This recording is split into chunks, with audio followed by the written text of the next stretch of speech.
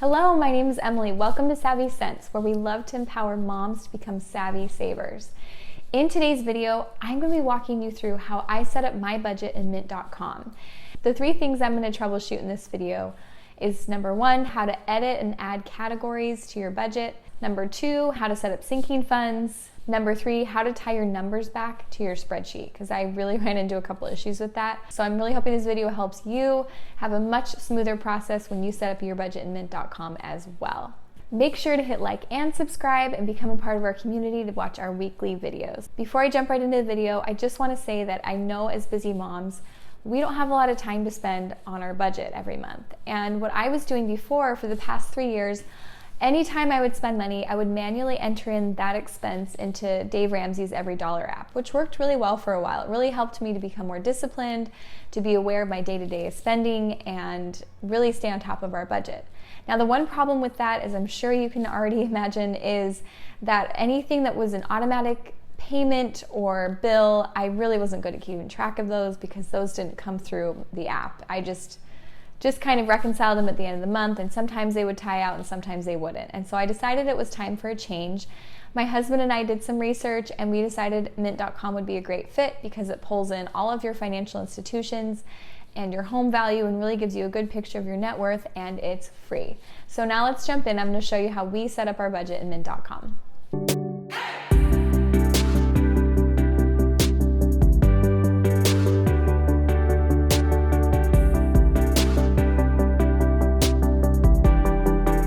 So go ahead and download the app in your app store, and when you do open Mint, it's going to ask you to set up a username and password. It's going to ask for your email and a couple other facts about you. And you can also link all of your financial institutions on your phone. So I do want to say that I started off using my phone. I downloaded the app on my phone, and I also input my username and password and all of our financial institutions on my phone.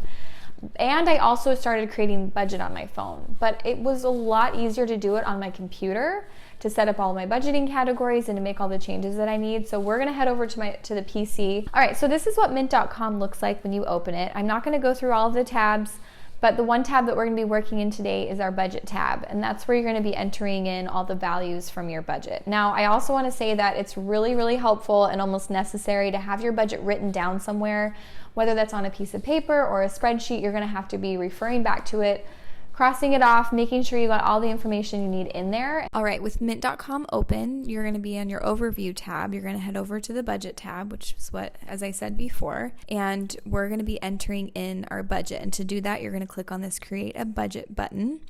And the first thing we're gonna do is input our income, and then from there, we'll input all of our budgeted expenses.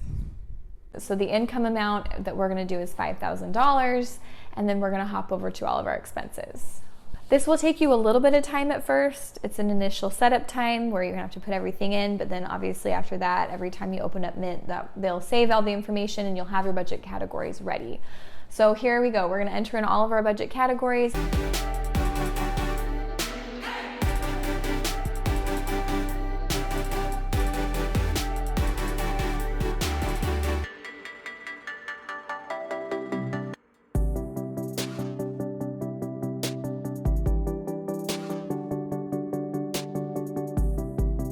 All right, so all of your expenses are entered into your budget, so good job. So the first hurdle that I ran into that I had previously mentioned, I needed some categories that Mint.com did not have. So I needed to figure out how to add those categories in. And the first one that I ran into is in my utilities.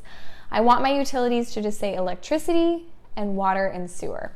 Go down to the drop-down menu, you find out where utilities are, and then you're gonna push Add Category, and that's where you add your categories. So I added electricity and water and sewer, and then you just press done, and it shows up in your budget, and you can put the amount that you want to budget in those categories. So it's really that simple. It's really not hard to figure out.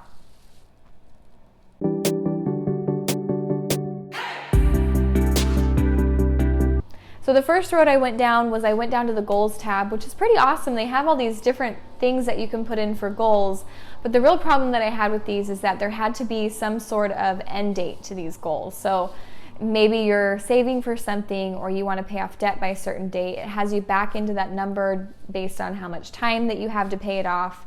which is fine, but I really wanted just to be able to show like what I'm saving each month and not have to have necessarily an end date to it. And so what I decided to do in my budget, and the best solution that I could find was just to enter in my savings and my sinking funds as expenses in my overall budget. Now, the only downside to this is the sinking funds don't show an accumulation of value, and so I will keep track of that in my spreadsheet. But what it does do is it allows me to track any expenses that I spend against those accounts. So how I did it is I basically just added my own categories for each of those accounts. I decided that I was going to put all of my savings and sinking funds in the miscellaneous portion of the drop-down categories, and so I just added all of them there. But you can decide what works best for you. If you want to categorize them more or make them more specific, you can do that. You just need to add them wherever you want to. And so basically now I know that whenever I see the word miscellaneous in front of, the word miscellaneous, I know a lot of those are my sinking funds. And so that's why I did that.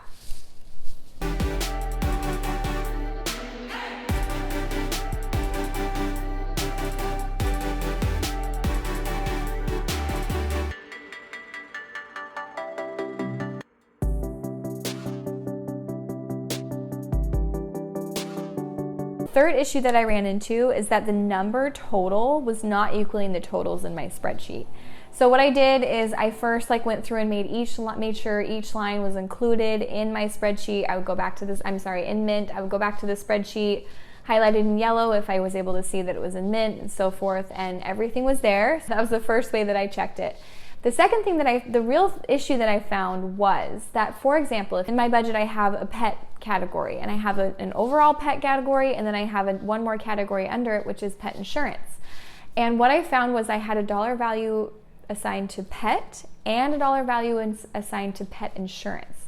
Well, Mint.com doesn't like that. If you have a value assigned to the umbrella category that has categories underneath it, it's not going to add it up correctly on the right hand side. So you need to get rid of that umbrella category and just create another category underneath pets.